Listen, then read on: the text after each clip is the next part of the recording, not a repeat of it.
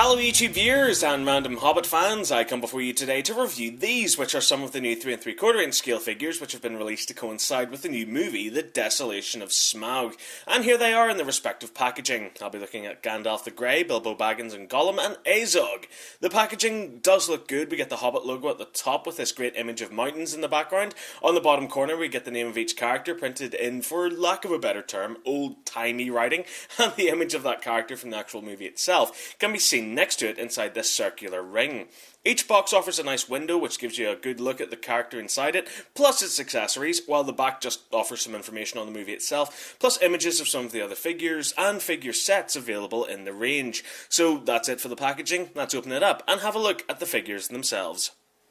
Okay, so here we have the Desolation of Smaug figures, and to be honest, they're a bit of a mixed bag. I really like the detail on the Gandalf figure. For its size, the face sculpt does enough to capture the likeness of Sir Ian McKellen, while the detail and paint apps on the hair and beard really add to its overall look. The body is covered in his grey robes, which contain this great fabric detailing, plus that creased and wrinkled material effect, which is really put to good use. You can also see he's sporting a scarf, and there's also some nice detailing of belts around his waist. Turning to articulation, his head can do the full 360-degree exorcist twist, but it is kind of hindered by his beard and hair. The arms can spin around, and also move in and out.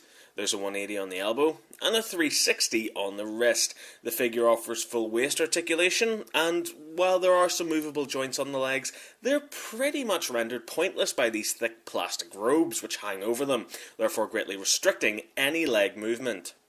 When it comes to accessories, Gandalf naturally comes with his pointy hat, which, in all fairness, does fit onto his head and looks good, but it isn't exactly secure and will fall off, you might say, at the drop of a hat.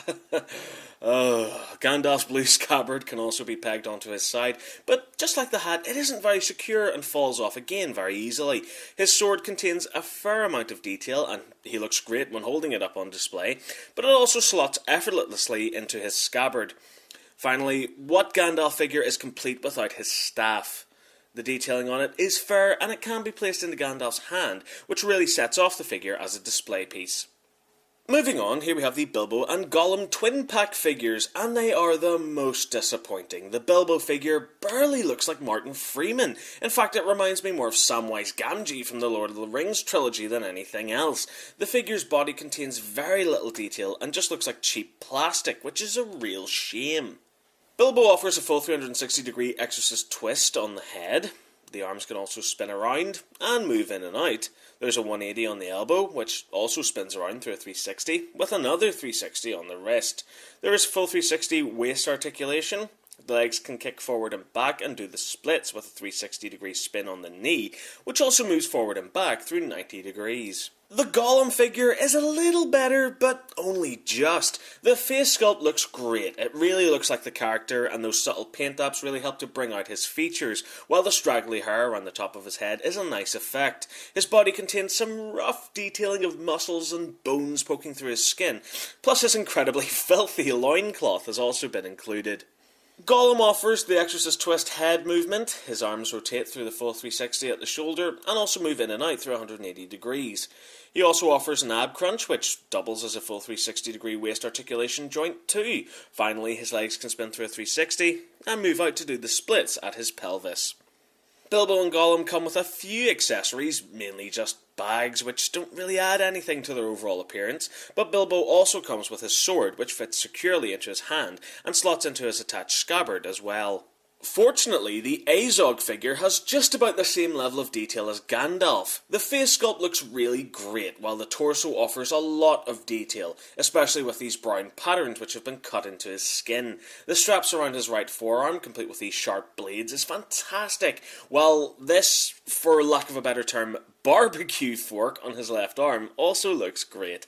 The lower half of his body is covered in these brown rags, which do look good, if a little bit plasticky. For articulation, Azog offers the full 360-degree exorcist twist. His arms spin through the full 360 at the shoulder and can also move in and out. There's a 90-degree bend at the elbow, which also spins through a 360. while his right hand offers another 360 at the wrist.